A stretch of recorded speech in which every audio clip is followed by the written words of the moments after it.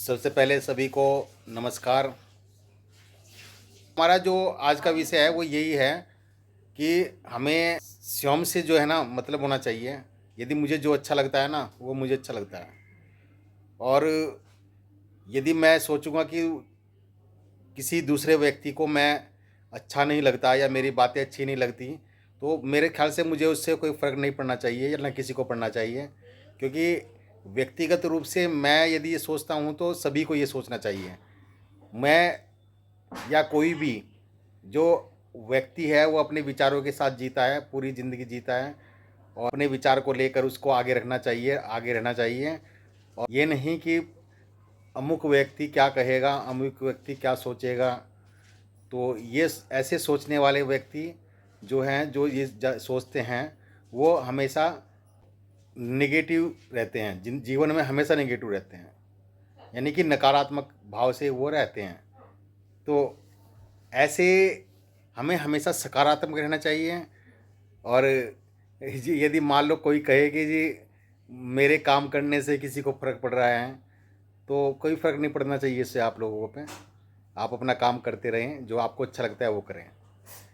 इस जो पूरा संसार है इसके अंदर जो व्यक्ति हैं, जैसे सब भगवान ने, ईश्वर ने सबको अलग अलग जो है ना चेहरा दिया है, उससे उसकी पहचान होती है। तो ऐसे ही विचार भी अलग अलग दिए हैं, तो विचार भी आपस में नहीं मिल सकते किसी के। जैसे हाथों की रेखाएं नहीं मिलती हैं, ऐसे ही व्यक्ति के विचार भी नहीं मिलते हैं। तो यदि कोई कहे कि मेरे विचार के हिसाब से आप ऐसे होने चाहिए, तो वो उसका अपना व्यक्तिगत विचार है, तो वो वैसा होगा तो वो आपको वैसे ही बनाने का प्रयास करेगा। लेकिन आप नहीं बन पाओगे क्योंकि आपके विचार ऐसे नहीं हैं। तो हमेशा इस बात का ध्यान रखें और याद रखें इस चीज़ को कि आप दूसरे के जैसा बनने का प्रयास मत करें। जैसा आप हो आप ऐसे ही सही हो। और यदि आप उनके जैसा बनने का प्रयास करोगे ना, तो अपना व्यक्तिगत अपना भी भूल जाओगे आप। अपना व्यक्तित्व अपने पास रखें और आप ऐसे जैसे हैं वैसे ही रहें। ये ज़रूर कहता हूँ मैं कि संगत के हिसाब से अपने आप को चेंज कर सकते हो आप। यदि आपको लगता है कि मैं गलत हूँ, क्योंकि हर एक व्यक्ति के अंदर आत्मा का निवास होता है और वो जो आत्मा होती है वो ईश्वर होती है। तो ईश्वर हर व्यक्ति के अंदर है और वो ईश्वर जो है वो आपको बताता है कि आप जो है यहाँ पर गलत हो, यहाँ पर सही हो। परंतु आप उसे इग्नोर कर देते हो, क्योंकि आपको आपको जिस चीज़ में अच्छा लगेगा, मतलब जैसे मालूम मुझे मुझे जो है मन कर रहा है कि मैं आज आराम करूँगा, तो मुझे अच्छा लग रहा है कि मैंने आराम करा है। लेकिन वो आराम मैं कब तक करूँगा? कल को मेरे को आराम नहीं करना, मुझे काम भी तो करना है। तो यदि मेरा मन कल को भी आराम करने को, परसों भी आराम करने को कहेगा, तो वो सही नहीं है। तो अपने आप, लेकिन आपका अंतर्मन आपसे ये जरूर कहेगा कि नहीं, तो आराम करेगा तो फिर ते काम कैसे चलेगा। तो वहाँ पे वो ईश्वर आपसे बोलता है कि नहीं, ये काम गलत है, ऐसे मत करो। कोई भी काम हो, आराम हो, कोई भी गलत कार्य हो, उसकी तरफ भी आदमी चल पड़ता है, परंतु उसके अंदर बैठा ईश्वर उसे रोकता है। अभी मैं आपको उदाहरण के रूप में कहता हूँ कि जैसे हमारे रामायण में जो है रावण था, रावण है ना। तो रावण के 10 सिर थे। तो 10 सिर का मतलब क्या होता है कि एक बीच में उसका मूल सिर था, जो मूल था। उसके बाद अब 10 कैसे पूरे होंगे जी? 5 इधर होंगे और 4 इधर होंगे, तभी तो 10 होंगे। तो वो जो 10 सिर थे ना, वो 10 सिर हैं बुराई के और अच्छाई के। तो अब जो बीच वाला सिर था वो तो उनकी बात सुनता था, 4 की इधर की भी सुनता था और 5 की इधर की भी सुनता था। तो अब जो अच्छाई वाले थे वो तो कहते थे नहीं ये गलत है, ठीक है जी। और जो बुराई वाले वो कहते थे नहीं ये कर। तो पांचवा जो सिर, जिस तरह 5 सिर थे ना, वो बुराई के सिर उसके एक फालतू था। तो आदमी जब सोचता है ना कि मैं गलत कर रहा हूँ, तो उसको दूसरा सिर कहता है, मतलब दूसरा जो उसका मन है वो कहता है नहीं गलत नहीं है, सही कर रहा है तू। फिर उसके बाद दूसरा शरीर कहता है नहीं नहीं गलत है। फिर सर कहता है दूसरा, उसके भाव कहते हैं, मन के, मैं सिर की बात नहीं करूँगा, वो भाव थे, मतलब मन के जो सोच है अपनी, वो विचार की बात कर रहा हूँ। तो जहाँ पर आपके विचार ज़्यादा होंगे ना, आप उसका कहना मानोगे। तो इसी वजह से गलतियाँ होती हैं। तो अपने मन के अंदर जो जो हमारी जो अंतरात्मा है, हमारे मन के अंदर जो ईश्वर बैठा है हमारे शरीर के अंदर, तो वो हमारे को अच्छे कार्य करने के लिए प्रेरित करता है और बुरे कार्य करने के लिए रोकता है। तो भगवान जो ईश्वर है हमारे अंदर खुद निवास करते हैं और हम लोग उसी को कहते हैं कि हम लोग अच्छा कार्य करें तो हमें प्रेरित करते हैं। तो अभी यदि कोई आपसे कहे, मैं उसी मुद्दे पर आता हूँ जिससे मैंने शुरू किया था, कि यदि कोई मेरे से कहे कि ब्रजेश जी ये काम आप गलत कर रहे हो, ठीक है ना, लेकिन मैंने उसकी बात को मान लिया, ठीक है, और वो काम सही था क्योंकि उसके हिसाब से, क्योंकि विचार अलग हो सकते हैं, तो हो सकता है कि अपने विचार के हिसाब से वो बोल रहा हो, है ना, तो अपनी सोच के हिसाब से वो बोल रहा होगा। लेकिन आप अपनी सोच को हावी रखो उसके ऊपर। देखो, मान सम्मान रखने के लिए तो आप कह सकते हो एक बार कि हाँ जी ठीक है, आप सही कह रहे हो, लेकिन आप अपने मन से पूछो, अपने अंतरात्मा से पूछो, आंखें बंद करके अपने भगवान से पूछो कि क्या वो सही कह रहा था या गलत कह रहा था। और आपका अंतर्मन अपना आप ही बता देगा, जो अंदर बैठे ईश्वर है अपना आप बता देंगे कि आप जो है ना सही हो। तो इसलिए कभी भी जो आपका मन करे वो करो, जो आपका भगवान कहे वो करो। और ये मत सोचो कि कौन क्या कहेगा, कौन क्या सोचेगा, उसको छोड़ दो एक तरफ।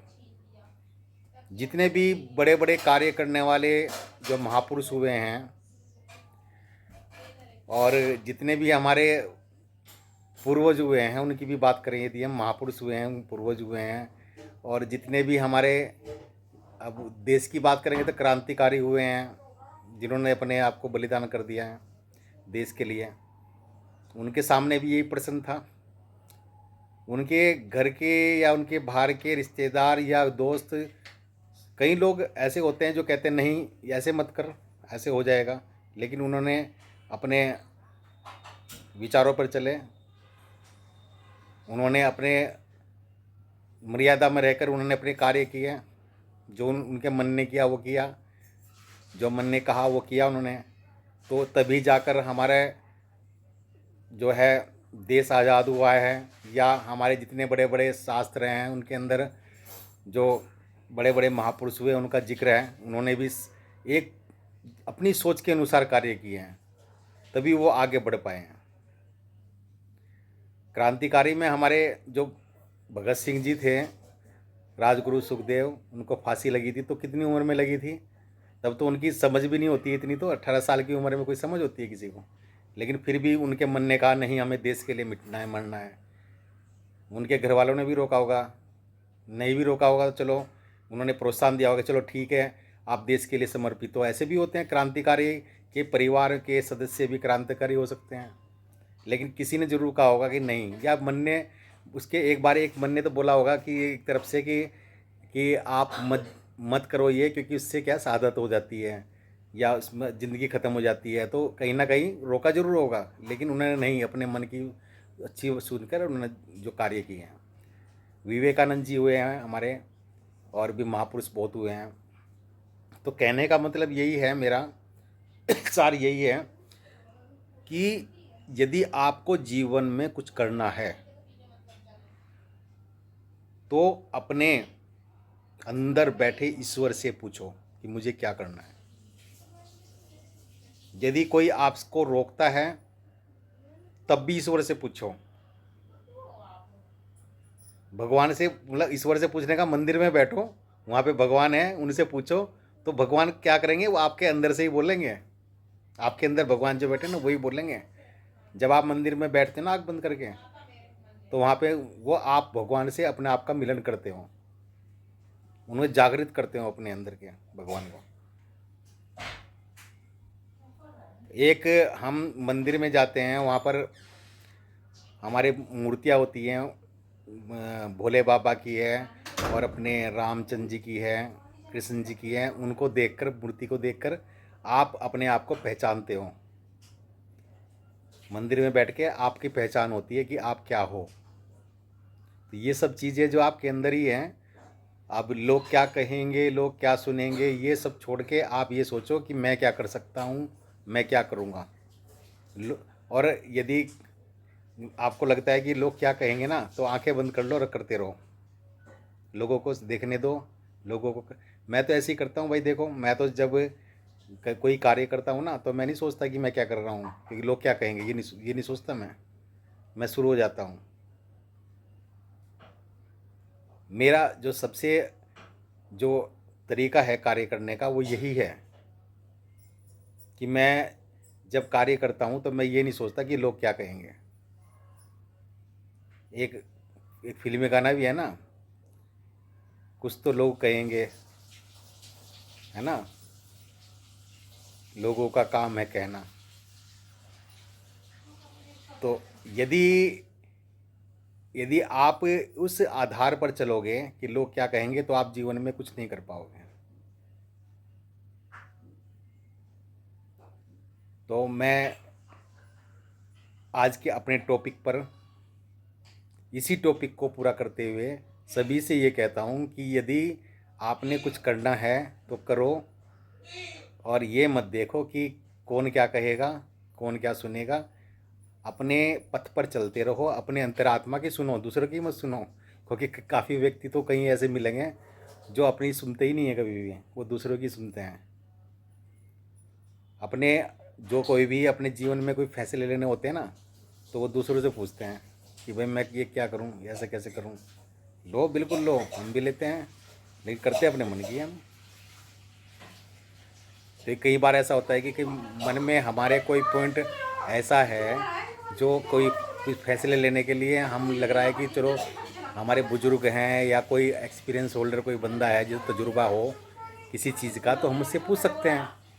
लेकिन विचारों के आधार पर हम उनको, अपने आज विचारों के आधार पर हम उसका फैसला खुद लें। और उसमें क्या है कि कौन क्या कहेगा, कौन क्या सुनेगा, उसको छोड़ के अपना कार्य करते रहें। धन्यवाद। जय श्री राम। शुभ रात्रि।